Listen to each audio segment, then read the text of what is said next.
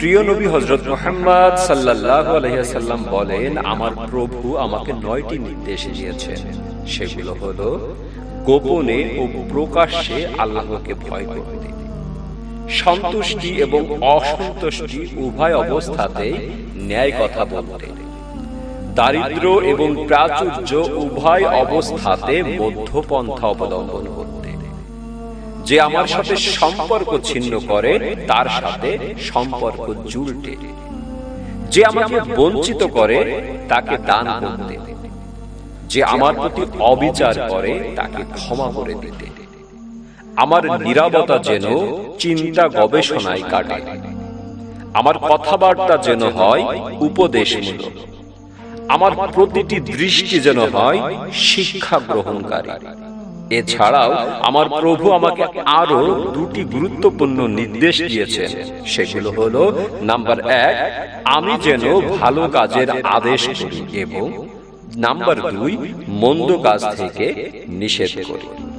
আবু যর রাদিয়াল্লাহু তাআলা আনহু বলেন, আমি নিবেদন করলাম, ওগো আল্লাহর রাসূল, আমাকে উপদেশ দিন। তিনি বললেন, আমি তোমাকে উপদেশ দিচ্ছি আল্লাহকে ভয় করবার, কারণ এটাই তোমার সমস্ত কাজকে সৌন্দর্য দান করবে। আমি বললাম, আমাকে আরো উপদেশ দিন। তিনি বললেন, কোরআন পাঠ এবং আল্লাহর স্মরণ ও তার বিষয়ে আলোচনাকে নিজের কর্তব্য কাজ বানিয়ে নাও। এতে আকাশে তোমায় নিয়ে আলোচনা হবে, আর এটা পৃথিবীতে তোমার পথের আলো হবে। আমি বললাম, আমাকে আরো উপদেশ দিন। তিনি বললেন, বেশি সময় নীরব থাকবে, কম কথা বলবে, এটা শয়তানকে তাড়াবার হাতিয়ার হবে এবং তোমার দিনের কাজের সহায়ক হবে। আমি আরজ করলাম, আমাকে আরো আদেশ দিন। তিনি বললেন, তিক্ত হলেও সত্য কথা বলবে। আমি বললাম, আমাকে আরো কিছু বলুন। তিনি বললেন, তোমার নিজের মধ্যে যে সব দোষ ত্রুটি আছে সেগুলোর দিকে তাকাও।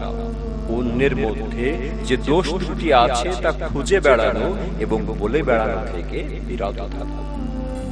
অতঃপর তিনি আমার বুকে হাত মেরে বললেন, আবু যর, কর্মকৌশল ও কর্ম প্রচেষ্টার চাইতে বড় বুদ্ধিমত্তা আর নেই।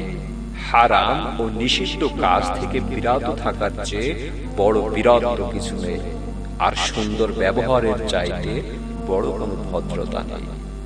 সর্বশেষ ও সর্বশ্রেষ্ঠ নবী হযরত মুহাম্মদ সাল্লাল্লাহু আলাইহি ওয়াসাল্লাম। দুনিয়াতে যারা তার দেখানো পথে চলবে, পরকালে তারাই জান্নাতে যাবে, তারাই জাহান্নাম থেকে মুক্তি পাবে। আমরা তার উম্মত বা অনুসারী দল। আমরা তার দেখানো পথে চলি।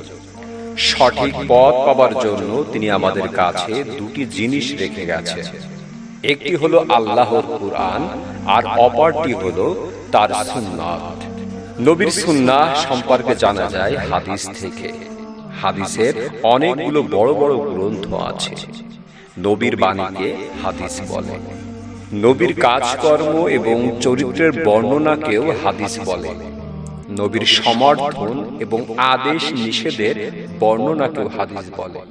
ইসলামের সত্য ও সঠিক পথকে জানবার জন্য আমাদেরকে আল্লাহর বাণী কুরআন মজিদকে বুঝতে হবে এবং মানতে হবে।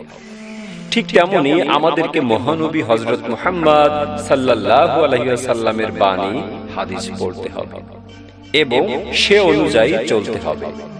তবেই মহান আল্লাহ তাআলা খুশি হবেন আমাদের প্রতি, আর আমরা হতে পারবো সত্যিকারের মুসলিম। সে কারণে আজ আমি এখানে উপস্থাপন করব হযরত মুহাম্মদ সাল্লাল্লাহু আলাইহি ওয়াসাল্লামের কিছু বাণী। জান্নাতের চাবি হলো আল্লাহ ছাড়া কোনো ইলাহ নাই এ সাক্ষ্য দেয়া। ইলাহ মানে হুকুমকর্তা, আইনদাতা, আশ্রয়দাতা, ত্রাণকর্তা, উপাস্য, প্রার্থনা শ্রবণকারী। আল্লাহ সুন্দর, তিনি সৌন্দর্যকেই পছন্দ করেন। শ্রেষ্ঠ কথা 4টি। সুবহানাল্লাহ, আল্লাহ পবিত্র। আলহামদুলিল্লাহ, সমস্ত প্রশংসা আল্লাহর। লা ইলাহা ইল্লাল্লাহ, আল্লাহ ছাড়া কোনো ইলাহ নাই। আল্লাহু আকবার, আল্লাহ মহান। বান্দার উপর আল্লাহর অধিকার হলো তারা কেবল তারই অনুগত এবং দাসত্ব করবে এবং তার সাথে কোনো অংশীদার বানাবে না। আমি আল্লাহর প্রতি ঈমান এনেছি, অতঃপর এই কথার উপর অটল থাকবে। তুমি মুমিন হবে তখন যখন তোমার ভালো কাজ তোমাকে আনন্দ দেবে আর মন্দ কাজ দেবে মনোকষ্ট। আল্লাহর পথে একটি সকাল কিংবা একটি সন্ধ্যা ব্যয় করা পৃথিবী এবং পৃথিবীর সমস্ত সম্পদের চেয়ে উত্তম। যে লড়ে যায় আল্লাহর বাণীকে বিজয় করার জন্য, সে আল্লাহর পথে জিহাদ করে। অত্যাচারী শাসকের সামনে সত্য কথা বলা সবচেয়ে বড় জিহাদ। দুনিয়াতে এমন ভাবে জীবন যাপন করো যেন তুমি একজন গরীব কিংবা পথিক। পৃথিবীতে মসজিদগুলোই আল্লাহ তাআলার সবচেয়ে প্রিয় জায়গা। মহানবী হযরত মুহাম্মদ সাল্লাল্লাহু আলাইহি ওয়াসাল্লাম বলেন, আমার জন্য গোটা পৃথিবীকে সিজদার জায়গা এবং পবিত্র করে দেয়া হয়েছে। যে আল্লাহর উদ্দেশ্যে একটি মসজিদ বানায়, আল্লাহ জান্নাতে তার জন্য একটি ঘর বানাবেন। তোমাদের কেউ মুমিন হবে না যতক্ষণ সে নিজের জন্য যা পছন্দ করে তার ভাইয়ের জন্যও তাই পছন্দ না করবে।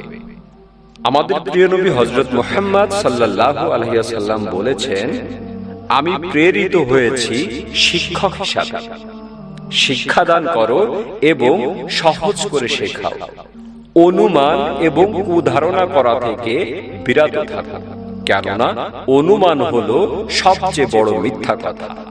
জুলুম করা থেকে বিরত থাকো, কেননা কিয়ামতের দিন জুলুম অন্ধকারের রূপ নেবে। প্রিয় নবী হযরত মুহাম্মদ সাল্লাল্লাহু আলাইহি ওয়াসাল্লাম বলেন, মুমিন মুমিনের আয়না।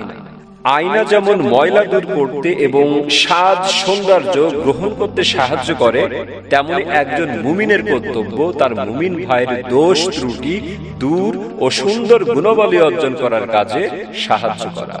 কারো এমন হুকুম মানা যাবে না যাতে আল্লাহর হুকুম অমান্য হয়। যে আল্লাহ এবং পরকালের প্রতি ঈমান রাখে সে যেন উত্তম কথা বলে।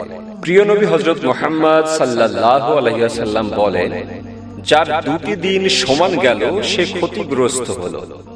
ব্যাখ্যা: হাদিসটির মর্ম হলো, যে ব্যক্তি প্রতিদিন নিজেকে আগের দিনের চেয়েও এক ধাপ উন্নত করতে পারে না, কিছুটা এগিয়ে নিতে পারে না, সে ক্ষতিগ্রস্ত হয় এবং পিছিয়ে পড়ে। তোমাদের মধ্যে ভালো মানুষ তারা যাদের দেখলে আল্লাহর কথা স্মরণ হয়। যে ব্যক্তি আল্লাহ এবং পরকালের প্রতি ঈমান রাখে সে ব্যক্তি যেন নিজের মেহমানকে সম্মান এবং যত্ন করে।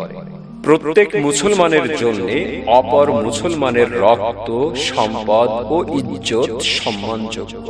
হাদিসটির অর্থ এভাবেও বলা যায়, মুসলমানের জন্য মুসলমানের রক্তপাত করা এবং সম্পদ ও ইজ্জত নষ্ট করা হারাম।